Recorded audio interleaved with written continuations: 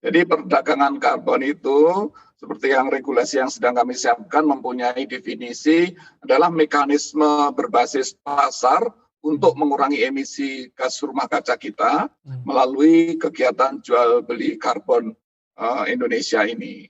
Nah, di sana kita sampaikan juga apa yang disebut dengan nilai ekonomi karbon atau carbon pricing, atau dalam kegiatan sehari-hari nanti ke depan kita sebut dengan NEK atau NEC. Ini suatu nilai terhadap setiap emisi gas rumah kaca yang dihasilkan dari kegiatan manusia atau kegiatan ekonomi yang dihasilkan dari kegiatan manusia tersebut. Dan ini yang nanti kita perdagangkan, kita jual belikan, bagaimana emisi yang bisa ditahan dari suatu aktivitas ya untuk bisa diperdagangkan melalui perdagangan di domestik maupun internasional.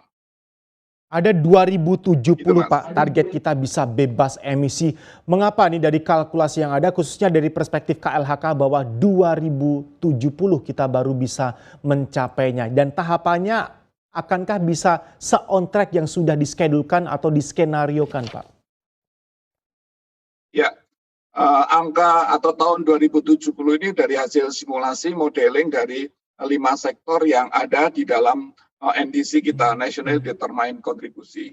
Seperti diketahui, Indonesia sudah berkomitmen secara global untuk menurunkan emisi kita pada tahun 2030 sebesar 29%. Nah, di sana ada target-target angka-angka, ya. Kemudian dari kegiatan business as usual dari masing-masing sektor tersebut. Dari 5 sektor itu adalah dari kehutanan, forestry, dari energi, kemudian dari industri, dari limbah, dan dari pertanian. Dari 5 sektor ini, kehutanan menempati target yang paling tinggi 17,2, energi 11%. Sebetulnya dari 2 sektor ini apabila mitigasi yang kita lakukan itu sesuai dengan roadmap yang kita susun, kami yakin dari modeling perhitungan kami angka 29% bisa dicapai 2030 ya, target penurunan kita. Kemudian 2045 kita bisa menuju low carbon development kita.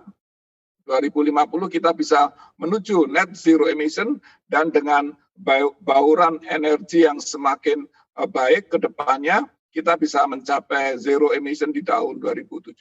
Jadi ada hitungan-hitungannya, Mas. Ya, konfirmasi Pak, ini ada informasi kami peroleh mengenai uji coba yang sudah dilakukan untuk memastikan agar semuanya sesuai dengan target, on track, dan juga bisa terrealisir di tahun yang ditetapkan tadi Pak. Seperti apa Pak uji coba yang sudah dilakukan? Periodenya benarkah Maret sampai Agustus? Detail lebih jelas apa yang perlu kita pahami? Ya, terima kasih. Jadi seperti diketahui oleh publik, kita sedang menyelesaikan, mudah-mudahan dalam waktu tidak terlalu lama lagi, bulan depan mudah-mudahan regulasi mengenai nilai ekonomi karbon akan segera terbit. Artinya kita sudah bisa meregulir, mengatur bagaimana kita melakukan salah satu mengurus nilai ekonomi karbon ini. Sebelum ke sana mungkin saya sedikit ada penjelasan mengapa kita harus menuju ke sana. Jadi kalau kita lihat dari perubahan iklim, ini adalah berpengaruh terhadap lingkungan dan manusia, khususnya rakyat Indonesia yang mempunyai negara kepulauan, dan ini harus dilindungi sesuai dengan Undang-Undang Pasal 28H. Kemudian karbon ini merupakan kekayaan nasional seperti sumber daya yang lain. Oleh karena itu, hak atas karbon dan nilai ekonomi karbon harus dikuasai dan dilindungi serta dikelola oleh negara untuk rakyat kita. Jadi ada karbon sebagai constitutional right. Di samping itu, karbon sebagai nilai ekonomi karbon itu adalah pengelolaan karbon sebagai operation atau management right.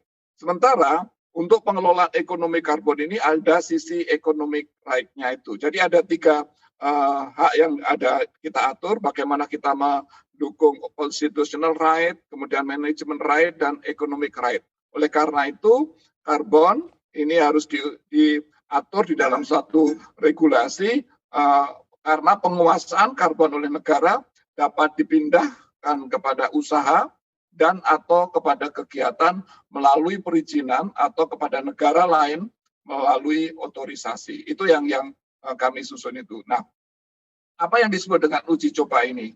Selama ini sudah ada beberapa praktek-praktek perusahaan, pabrik-pabrik yang sudah mencoba mengurangi emisinya dengan melalui misalnya inisiatif mereka bagaimana menurunkan karbonnya di masing-masing industrinya tersebut.